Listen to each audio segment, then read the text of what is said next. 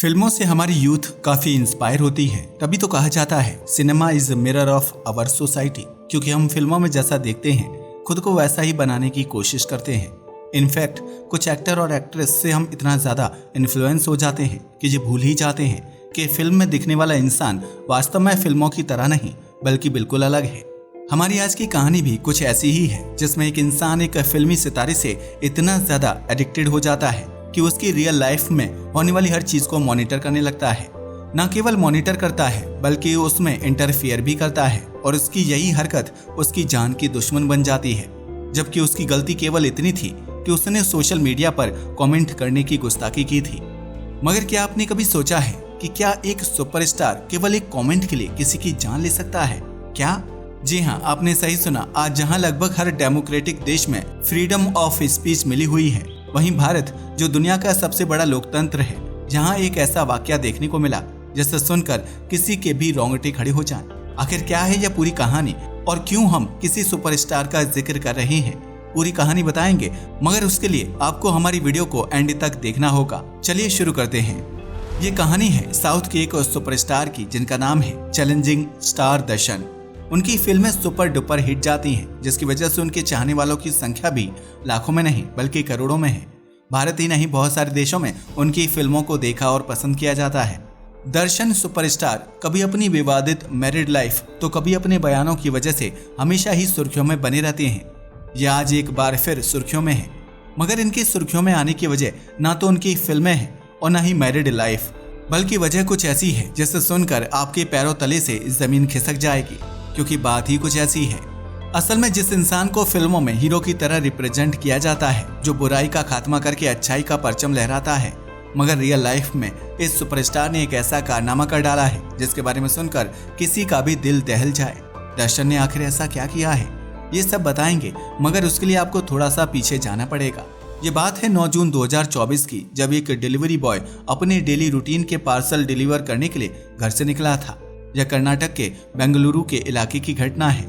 उसने देखा कि नाले में कुछ कुत्ते एक ह्यूमन बॉडी को नोच रहे हैं। देखकर किसी भी इंसान की तरह उसके भी होश उड़ गए। उसने जल्दी से लोकल पुलिस को इन्फॉर्म किया। पुलिस वहां आई और बॉडी को पोस्टमार्टम के लिए भिजवाया गया। बॉडी से यह तो पता नहीं चल पा रहा था कि वह कौन है, मगर इतना जरूर समझ आ रहा था कि यह 30 से 35 साल के बीच का कोई मेल है।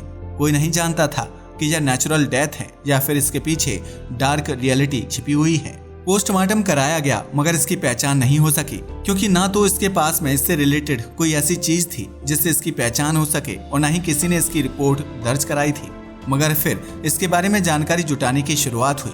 स्टार्टिंग में आसपास के पुलिस चौकी पर न्यूज दी गई कि शायद किसी ने मिसिंग कंप्लेंट कराई हो, पर कई दिनों तक कोई जानकारी नहीं मिलती।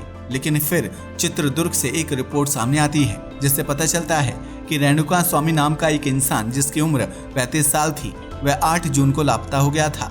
यह रिपोर्ट रेणुका स्वामी की मां ने चित्रदुर्ग में दर्ज करवाई थी। इसके बाद में फटाफट से उस महिला को बुलाया जाता है।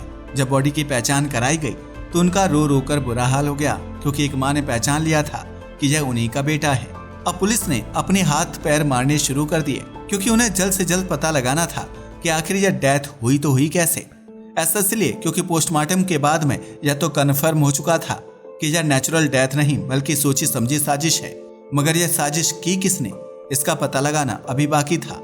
अब आप सोच रहे होंगे कि हमने स्टार्टिंग में दर्शन का जिक्र किया था, तो एक नॉर्मल से इंसान की डेथ मिस्ट्री और सुपरस्टार दर्शन थुगु दीपा का आपस में क्या कनेक्शन है? हम सुपरस्टार दर्शन का नाम इस डेथ से क्यों जोड़ रहे हैं? वेल, आपको जल्द ही समझ में आ जाएगा कि हम ऐसा क्यों कर रहे हैं। और यही नहीं, कहानी सुनकर आप भी सोचने पर मजबूर हो जाओगे कि जो सिनेमा में हमें दिखाई देता है, क्या वह सुपरस्टार वास्तव में उतने ही अच्छे हैं जितने उन्हें फिल्मों में प्रेजेंट किया जाता है, या फिर हमारे चुने हुए हीरोज ही गलत हैं? वेल, इसके लिए आपको सुपरस्टार दर्शन की जिंदगी के बारे में जानना होगा, क्योंकि इस डेथ का सीधा सीधा कनेक्शन दर्शन की पर्सनल लाइफ से जुड़ा है। क्योंकि रियल लाइफ में हीरो कहलाने वाले दर्शन रियल लाइफ विलेन बन चुके हैं, जिन्होंने एक ऐसे इंसान की जान ले ली जो दर्शन सुपरस्टार के डाई हार्ट फैन थे। क्या? जी हाँ, मरने वाला इंसान जिसका नाम रेणुका स्वामी था, वह दर्शन सुपरस्टार का डाई हार्ट फैन था। वह उनके लिए कुछ भी करने को तैयार था और शायद दर्शन सुपरस्टार के लिए उनका यह पागलपन ही उनकी मौत का कारण बन गया। यकीन मानिए, यह पूरी कहानी जानकर आपके रोंगटे खड़े हो जाएंगे।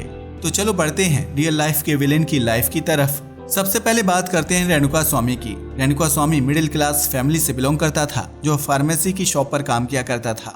शायद यही वजह थी कि स्टार्टिंग में पुलिस वालों को यह नॉर्मल केस लग रहा था। हालांकि पोस्टमार्टम से पता चल गया था कि यह नेचुरल डेथ तो नहीं है, बल्कि किसी साजिश के तहत ही उसे पीट कर मारा गया था।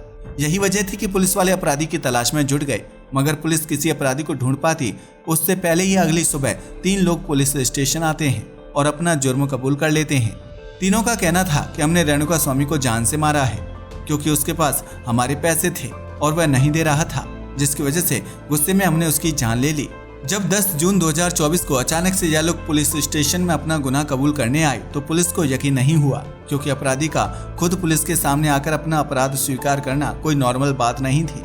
ऐसा इसलिए क्योंकि जब भी कोई क्रिमिनल क्राइम करता है तो उसे छुपाने की पूरी कोशिश करता है। यहाँ तो मामला उल्टा था। साथ ही पुलिस वालों को एक दूसरी बात भी हैरान कर रही थी कि अगर कोई अपराधी अकेला अपराध करके खुद को सरेंडर करता है तब तो यह मान भी लिया जाए कि वह डर कर यह सब कर रहा है, मगर यहाँ तो 3 लोग बिल्कुल सेम बात कहकर सरेंडर कर रहे थे। यही वजह थी कि पुलिस को समझ आ गया कि कुछ ना कुछ गड़बड़ जरूर है। इसलिए पुलिस ने इन तीनों को अलग अलग इंटेरोगेट करना शुरू कर दिया और जल्दी सारा मामला सबके सामने आ गया। असल में ये तीनों ही किसी भी सवाल का सीधा साधा और एक जैसा जवाब नहीं दे पा रहे थे। इसकी वजह से पुलिस का शक जल्द ही यकीन में बदल गया। अब पुलिस ने इन तीनों की जन्म कुंडली खंगाली। सबसे पहले उनकी कॉल हिस्ट्री निकाली गई, मगर कॉल हिस्ट्री से जो सामने आया वह चौंका देने वाला था। ऐसा इसलिए क्योंकि उन तीनों आरोपियों में से एक आरोपी की कॉल हिस्ट्री में वह नंबर पाया गया जो चैलेंजिंग सुपरस्टार दर्शन का था। और केवल नंबर ही नहीं, बल्कि इस नंबर पर कई बार बातचीत भी की गई थी, और वो भी उसी टाइम पर जब इस पूरी घटना को अंजाम दिया जा रहा था। यानी उन्हें 48 घंटे के दौरान जब रेणुका स्वामी ने अपनी जान गंवाई थी, इस आदमी से चैलेंजिंग सुपरस्टार की कई बातें हो रही थी। यह बात सच में काफी चौंका देने वाली थी, क्योंकि ना तो ये तीनों आदमी किसी हाई प्रोफाइल फैमिली से जुड़े थे और न ही रेणुका स्वामी। तो फिर चैलेंजिंग स्टार दर्शन के साथ उनकी बातचीत का क्या मतलब है? क्योंकि आप खुद ही सोचकर देखो कि एक हत्यारे और एक सुपरस्टार का आपस में क्या कनेक्शन हो सकता है। हालांकि स्टार्टिंग में पुलिस को किसी बात पर यकीन नहीं हुआ, मगर कंफर्म करने के लिए सुपरस्टार दर्शन की लोकेशन के साथ उन तीनों ही आरोपियों की लोकेशन को ट्रैक किया गया, जिससे पता चला कि इस पूरे घटनाक्रम के दौरान यह तीनों अपराधी और चैलेंजिंग स्टार आपस में कई बार मिले थे। मगर अभी केवल कुछ लेयर खुली थी, पूरी सच्चाई का सामने आना बाकी था। इसलिए अब सबसे पहले उस आरोपी से पूछताछ की जाती है जिसके मोबाइल से दर्शन से बातचीत हुई थी। स्टार्टिंग में वह कुछ नहीं बोला, मगर जब पुलिस अपना सख्त रूप दिखाती है तो वह सारी वारदात को बयां कर देता है। और फिर सामने आती है एक ऐसी कहानी जिस पर यकीन कर पाना बहुत मुश्किल है। आप खुद सुनिए। असल में भले ही यह घटना अभी हुई हो, मगर इसकी पटकथा 10 साल पहले ही लिखी जा चुकी थी, जब चैलेंजिंग सुपरस्टार दर्शन की जिंदगी में एक लड़की आई थी। इसका नाम था पवित्रा गौड़ा। हजारों लड़कियों की तरह यह भी फिल्म स्टार बनने के लिए आई थी। हालांकि फिल्म स्टार तो नहीं बन पाई, मगर इंडस्ट्री में उसकी जान पहचान दर्शन से जरूर हो गई। इनकी दोस्ती दर्शन के साथ हो चुकी थी, जिसकी वजह से इन्हें छोटी मोटी रोल फिल्म में मिलने शुरू हो गए थे। हालांकि कुछ दिनों तक उनकी बातचीत ऐसे ही होती रही, लेकिन फिर कुछ साल बाद पवित्रा गौड़ा ने किसी लड़के के साथ शादी कर ली, जिससे इन्हें एक बेटी भी हुई। मगर उनका रिश्ता कुछ खास चल नहीं पाया, जिसकी वजह से इन्होंने तलाक ले लिया। अब पवित्रा गौड़ा अपनी बेटी के साथ रहने लगी, मगर अभी भी दर्शन सुपरस्टार के साथ उनकी दोस्ती बरकरार थी। इनफैक्ट डाइवोर्स के बाद तो इनकी फ्रेंडशिप और भी गहरी हो गई थी। वैसे अब आप सोच रहे होंगे कि सुपरस्टार दर्शन और पवित्रा गौड़ा की दोस्ती एक मिडिल क्लास रेणुका स्वामी की हत्या तक कैसे पहुंची। वेल, थोड़ा सा पेशेंस रखिए, क्योंकि सच्चाई जानकर आपके होश उड़ने वाले हैं। मगर उससे पहले हम थोड़ी बात दर्शन सुपरस्टार की करते हैं, जिन्हें हम फिल्मों में एक ऐसे इंसान के तौर पर जानते हैं जो बुराई का खात्मा करके सच्चाई के साथ खड़े रहते हैं। मगर उनकी रियल लाइफ पर्दे से बिल्कुल अलग है, क्योंकि सुपरस्टार दर्शन की जिंदगी विवादों से घिरी पड़ी है। ये वही इंसान है जिसने कहा था कि भाग्य की देवी एक बार ही दरवाजा खटखटाती है। अगर वह दरवाजा खटखटाए तो उसे दबोच कर अपने बेडरूम में ले जाओ और बिना कपड़ों के छोड़ दो। यही नहीं, इनके रिलेशन उनकी वाइफ के साथ भी बेहद खराब थे। असल में सुपरस्टार दर्शन अपनी बैड न्यूज के साथ पहली बार सुर्खियों में नहीं है, बल्कि इससे पहले भी कई बार ऐसे मामले आ चुके हैं जिसकी वजह से ये सुर्खियों में आते रहे हैं। ऐसे ही एक मामला 2011 में सामने आया था, जब उनकी वाइफ विजय लक्ष्मी ने उनके ऊपर डोमेस्टिक वायलेंस का आरोप लगाया था। इसके बाद दर्शन सुपरस्टार को अरेस्ट किया गया था। यही नहीं, उनकी वाइफ का कहना था कि यह उनके साथ बहुत बुरा बिहेव करते हैं और बात बात पर मारपीट पर उतर आते हैं। हालांकि यह मामला लंबा नहीं चल पाया और कोर्ट के बाहर ही दोनों हस्बैंड वाइफ ने सेटलमेंट कर लिया था। इसके बाद में पब्लिकली दर्शन ने अपने फैंस से माफी भी मांग ली थी। उसके बाद कुछ साल सब कुछ ठीक चला, लेकिन 2016 में फिर से विजयलक्ष्मी ने पुलिस में दर्शन के खिलाफ आपत्तिजनक और अभद्र बर्ताव के लिए शिकायत दर्ज करवाई थी। इन सारी घटनाओं से यह क्लियर हो चुका था कि दर्शन की पर्सनल लाइफ में कुछ भी ठीक नहीं चल रहा है। इसके बाद 2021 में इन्होंने मैसूर में एक वेटर को बहुत बुरी तरह से पीटा था और जिसे दबाने के लिए इन्होंने 50,000 रुपए भी दिए थे, जिसकी वजह से मामला दर्ज नहीं हुआ था, मगर यह वीडियो काफी वायरल हुई थी। इसके बाद फिल्म क्रांति के प्रमोशन के दौरान 2012 में दर्शन ने एक ऐसा बयान दिया था जिसे सुनकर सबको बहुत बड़ा शौक लगा था, जिसकी वजह से उनके फैन ने इनका काफी विरोध भी किया था, जिसका अंदाजा आप इस बात से लगा सकते हो कि एक पब्लिक कॉन्फ्रेंस के दौरान उनके एक फैन ने उनके ऊपर चप्पल भी फेंक दी थी। ऐसा इसलिए क्योंकि दर्शन का बयान ही कुछ ऐसा था। असल में इन्होंने कहा था कि भाग्य की देवी हर रोज दरवाजा नहीं खटखटाती, इसलिए जब वह आए उसे कस के पकड़ लो और घसीट कर बिना कपड़ों के अपने बेडरूम में बंद करके रखो। यही नहीं, महिलाओं के लिए दर्शन का ट्रैक रिकॉर्ड काफी खराब है, क्योंकि 2023 में इन्होंने अपने घर के पास कार पार्क करने वाली एक फीमेल वकील पर कुत्ते छोड़ दिए थे, जिसके बाद दर्शन के खिलाफ IPC सेक्शन 289 के तहत लापरवाही का मुकदमा भी दर्ज किया गया था। मगर यह तो सिर्फ कुछ हाईलाइटेड इशू हैं। इसके अलावा भी दर्शन के ऊपर कई सारे संगीन मामले दर्ज किए गए हैं, जिनमें से एक है रेणुका स्वामी की हत्या का मामला, जिसके बारे में हमने अभी आपको बताया था। असल में अगर बात की जाए रेणुका स्वामी की, तो यह मिडिल क्लास का आदमी था जो दर्शन के फैन में से एक था। इनफैक्ट वह तो दर्शन का सबसे बड़ा फैन था। यह दर्शन से मिलने के लिए हमेशा उतावला रहता था। यही नहीं, दर्शन की जिंदगी में क्या चल रहा था उसके बारे में भी ये सारी जानकारी रखता था, और शायद दर्शन के लिए इसका इतना ज्यादा प्यार ही इसकी मौत की वजह भी बन गया।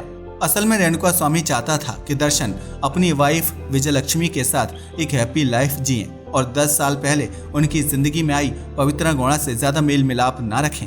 सब कुछ नॉर्मल था, मगर एक दिन पवित्रा गौड़ा ने एक पोस्ट की जिसमें दर्शन और पवित्रा गौड़ा की फोटो थी, जिसमें लिखा था कि हमारी फ्रेंडशिप को 10 साल हो चुके हैं। इसे देखकर रेणुका स्वामी का खून खौल उठा। उन्होंने कमेंट सेक्शन में जाकर पवित्रा गौड़ा को ब्लेम करना शुरू कर दिया कि तुम्हारी वजह से दर्शन की लाइफ खराब हो रही है और उसकी वाइफ के साथ रिश्ते बिगड़ रहे हैं। तुम उनकी जिंदगी से दूर क्यों नहीं चली जाती। स्टार्टिंग में तो पवित्रा गौड़ा ने इसकी बातों पर ध्यान नहीं दिया, मगर यह लगातार मैसेज करता रहा, कभी DM तो कभी कमेंट सेक्शन में यह पवित्रा को बुरा भला कहता रहा।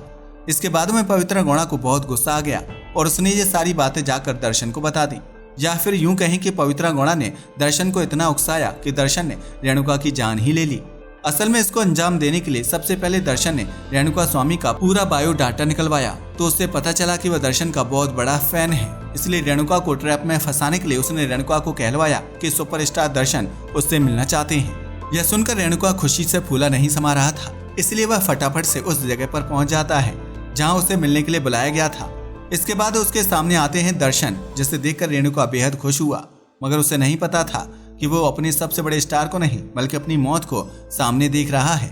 इसके बाद में दर्शन ने रेणुका को बहुत बुरी तरह से तब तक मारा जब तक उनका मन नहीं भरा। इसके बाद में उसने उसे मरने के लिए छोड़ दिया। इनफैक्ट उन तीनों लोगों को कहा कि उसे तब तक मारो जब तक उसकी जान ना चली जाए। तीनों ने ऐसा ही किया और आखिरकार रेणुका स्वामी को मारकर एक नाले में फेंक दिया। उन्हें लग रहा था कि नाले से बहकर बॉडी आगे चली जाएगी, मगर ऐसा नहीं हो पाया और लाश वहीं की वहीं पड़ी रह गई, जो पुलिस के हाथों लग गई। अब दर्शन के सामने सबसे बड़ी चुनौती थी खुद को इससे दूर रखने की, इसलिए दर्शन ने उन तीनों लोगों को पैसे दिए ताकि वह इस पूरे मामले को अपने सर ले लें। असल में यहाँ पर सुपरस्टार दर्शन ने बिल्कुल वैसी ही तकनीकें अपनाई थी जैसे फिल्मों में विलेन अपनाते हैं। इन्होंने अपने जानने वाले पुलिस वाले से पूछा कि इस बॉडी को कैसे ठिकाने लगाएं।